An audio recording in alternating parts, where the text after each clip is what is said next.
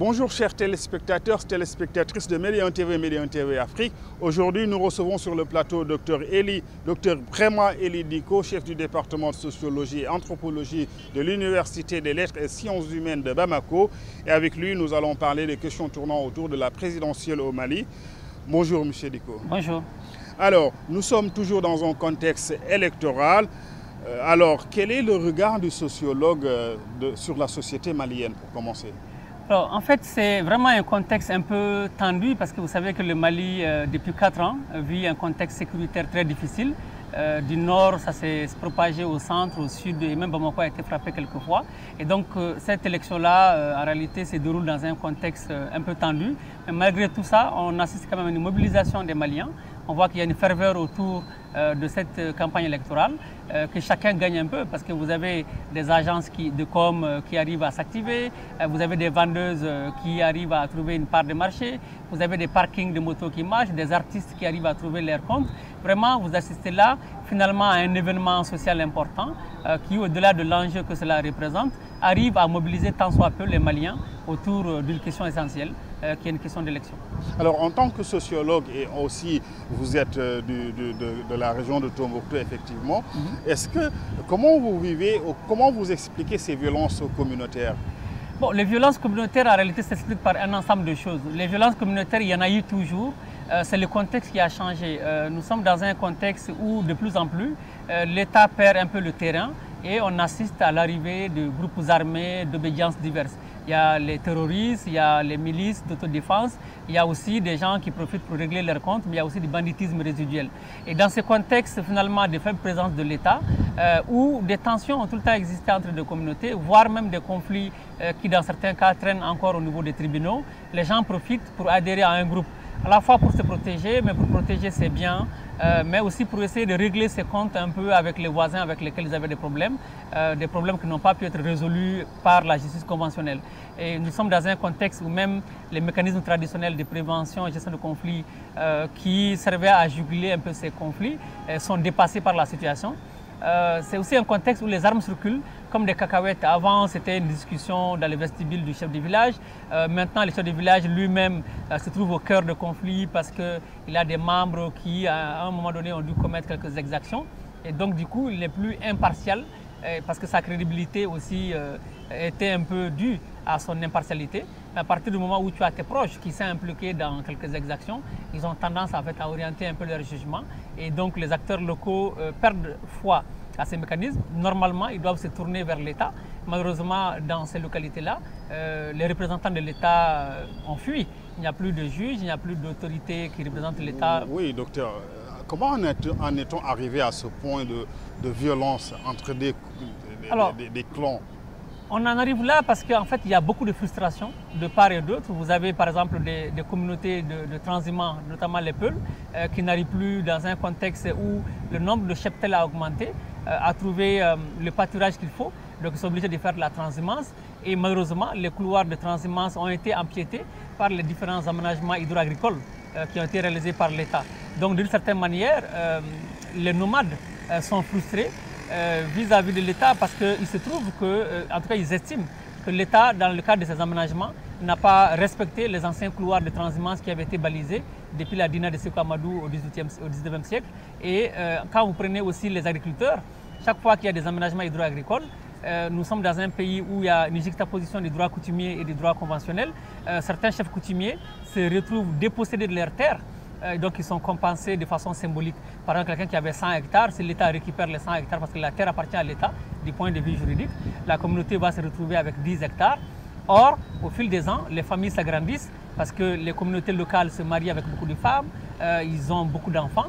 Et donc, au fil des ans, les champs se rétrécissent et ils deviennent finalement des ouvriers sur des terres aménagées au profit de la bourgeoisie bamakoise, voire même des firmes internationales.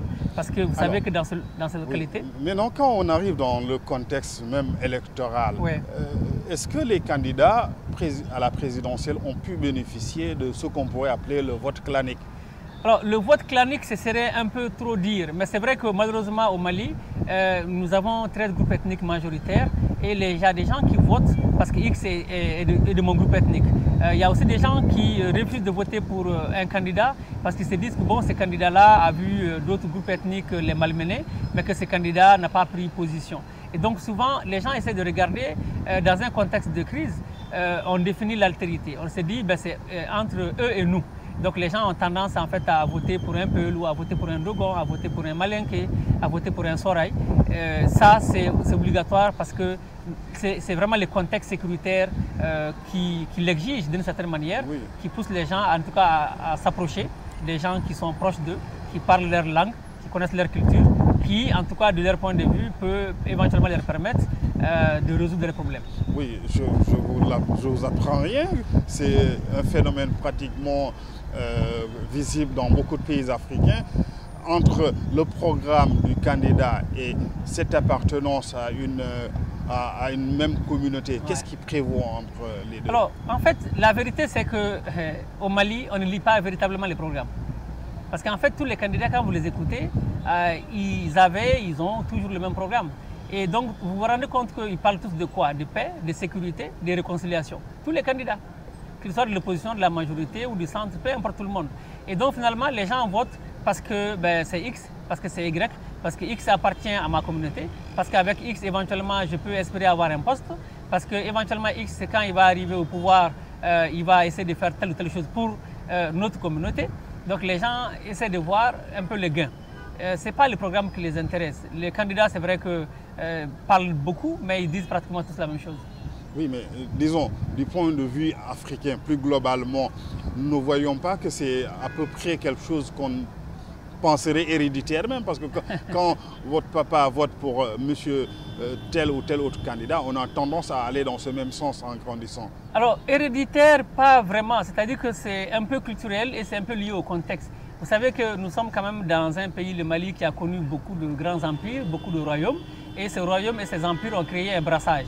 Et il y a aussi des relations matrimoniales entre tous les groupes ethniques au Mali. Et d'ailleurs, la parenté à plaisanterie qu'on appelle le cousinage est très développée au Mali. Et cela est dû au fait qu'il y a eu un brassage, en tout cas culturel. Mais ceci dit, c'est vrai que dans un contexte de crise tel que le Mali le vit aujourd'hui, les gens ont plutôt tendance à oublier ces brassages, à oublier cette grande histoire, à oublier ces moments où nous avons vécu ensemble, en paix, en complémentarité, et plutôt à se définir. Peul, Bambara, Dogon, Soninké, Tamashek, etc.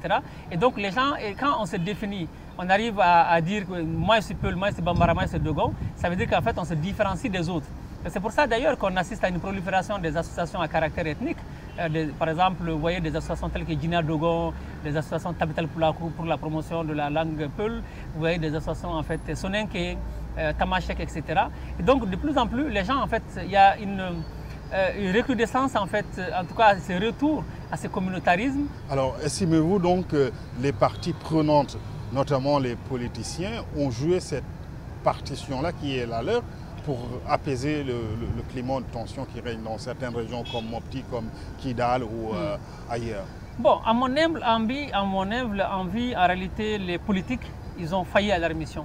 C'est-à-dire qu'ils auraient pu mieux faire. Ils ont mis en place des autorités intérimaires, ils ont mis en place des mécanismes qui permettent à la fois aux anciens rebelles et puis aux gens qui sont pro-Bamako de travailler ensemble pour assurer une sorte de semblant de sécurité.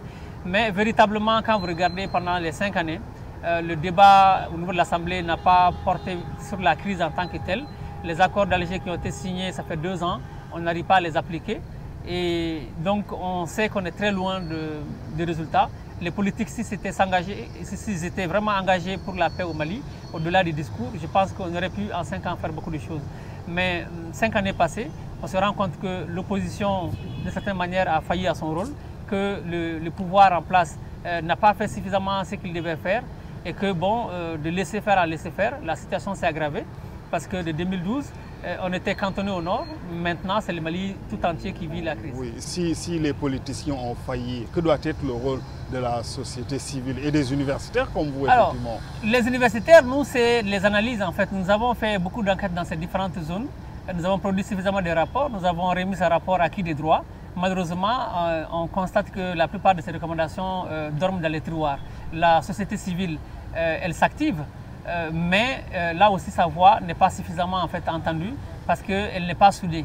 Vous avez une société civile qui est vraiment hétérogène, donc qui fait qu'elle n'arrive pas à jouer pleinement son rôle.